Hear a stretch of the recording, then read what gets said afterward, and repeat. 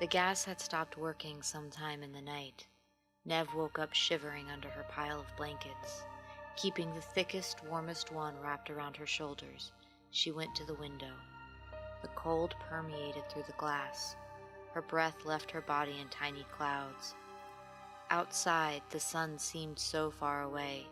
Tiny and white, it hung like the moon, shrouded by a gauzy storm ring. The snow was blindingly reflective, glowing, incandescent. All around her house, all around all of the houses, as far as she could see, the snow was pristine, untouched. Like dawn before the kids woke up to a snow day, before they ran out with sleds and bundled up in layers, perfect and unblemished. Except for the flash of red on the sidewalk where the awning no longer protected the porch, and over across the street just outside the neighbor's side door, some of the garages along the street had tire tracks that led out and down the driveway. Nev imagined parking lots in front of office buildings, full of cars with drivers' doors hanging open and that red stain where the occupant would have stepped out. She tried not to think about what that stain used to be, but trying didn't help. It just made her hear Stephen screaming all over again. She closed her eyes, then wished she hadn't, as her eyelids became a screen for all the memories to play. Stephen holding the shovel, smiling over his shoulder as he stepped into the snow, the smile twisting, warping into a scream, him trying to turn back, taking a step, and his foot, no, not foot, his leg, ending at the ankle and coming down and splattering blood on the weathered wood, screaming, stumbling, trying to use the shovel as a crutch, doors opening, lights turning on. Across the street, Mr. Schmidt running out the front door and falling face first into the snow. Did he scream too? She couldn't remember. Nev walked away from the window. The electricity had gone out 4 days ago on the night the snow came down. Ice piled on the tree branches and power lines until they broke under the weight. Now she knew that no one had been able to go outside to repair them. She turned on the radio on her alarm clock, grateful for the battery backup. Most of the stations were still playing the emergency message. "Do not go outside," said a woman's voice. It was pre-recorded with a forced, even tone. "All school systems have been closed. Do not let your children go outside. All places of business have been closed. Do not touch the snow. Do not go outside. All school systems have been closed." Nev turned the dial, dipping in and out of static and the looping messages until she found a new voice. She recognized him from some local radio show Stephen had liked. He was one of those morning show types with a nasally voice that always made Nev feel like there was too much pressure in her ears. She'd begged Stephen to change the station, but now she was just so happy to hear someone else's voice that she listened. If it's global warming, then why is it so cold? It's almost April and the mercury isn't rising past 32 degrees. Clearly communicating by phone, a small-sounding man answered. Well, warming is... it's more than... It's not so simple. Nev could almost picture him, pacing in a room full of books and doctorates, tiny compared to an oversized mahogany desk, grasping at the air for words that wouldn't come.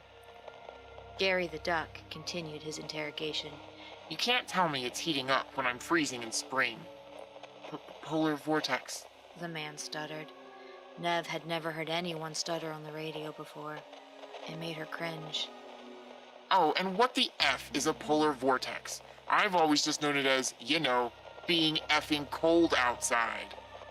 She wondered if there was someone else in the station with the duck, tisking and reminding him to watch his language. It used to be contained. The cold served as a barrier, keeping the Arctic winds blowing back on itself, like a fishbowl. But now that it's heating up, those cold winds are escaping. The vortices. His voice was so expressive, she heard the shrug as he finished, sounding defeated. So what's in the snow? What is that all about? There was silence. No, not quite silence. She'd heard silence. In the night, no cars, no humming appliances, no rustling birds, everything muffled by the white powder and ice. This was an uncomfortable sound, punctuated by breathing and sniffles. Finally, the man said, so quietly it almost became a part of the analog hiss, I don't know. Something about the way he said that made Nev feel even colder, so she shut off the radio and walked around the house to warm up. 3 days later, she woke up to the sound of running water. She wondered at first if the pipes had frozen and burst. This seemed a fitting way to die, to drown in freezing water in her own living room. It was a moment later before she realized that drowning in frozen water would be technically impossible, and even longer before it occurred to her that frozen water wouldn't sound like anything at all. Cautiously, she made her way back to the living room, to the big picture window, and looked outside. Up and down the street, she could see others standing at their windows and doors, watching the snow melt. Gray water and sludge ran down driveways into the gutters. The red stayed on the bare wood, but spread like ink on wet paper through the snow. Patches of mud and rotted, torn grass spotted the yards. She ran back to the radio, cupping it in her hands like something precious as she turned it on. Gary the Duck sounded like he was reading from a script, flatly but with a hint of relief. Please remain indoors until further notice. Today's forecast is mostly sunny with a high of 62. Road crews will be out today, and hopefully by tonight emergency personnel will be able to respond to calls. I repeat, please stay indoors. But we're getting reports in from around the state that whatever was in the snow seems to have gone with it. He ended with a prayer and an amen. Nev looked at Stephen's side of the bed, his pajama pants still on the ground where he'd left them. She went back to the window and watched. The sun rose higher, the snow retreated, and Stephen was gone. Nothing left. She'd seen him fall, watched as something seemed to grab hold and drag him under the powder, watched him thrash like he was drowning as everything turned red. But there was nothing left now, like he'd melted away too. She opened the front door and stepped out onto the porch. The warming air washed over her, smelling like fireplace smoke and a touch of copper. Without thinking too much about it, she put her hand out to catch the cold water. It pooled in her palm. Down the road, people ventured out. They jumped and hopped to dry patches, like stepping stones, meeting each other in the middle of the road to hug and embrace. They came together and cried, but Nev didn't. Her water flowed through her fingers. The cold tried to settle inside of her, but the sun shone bright. Everything would be fine.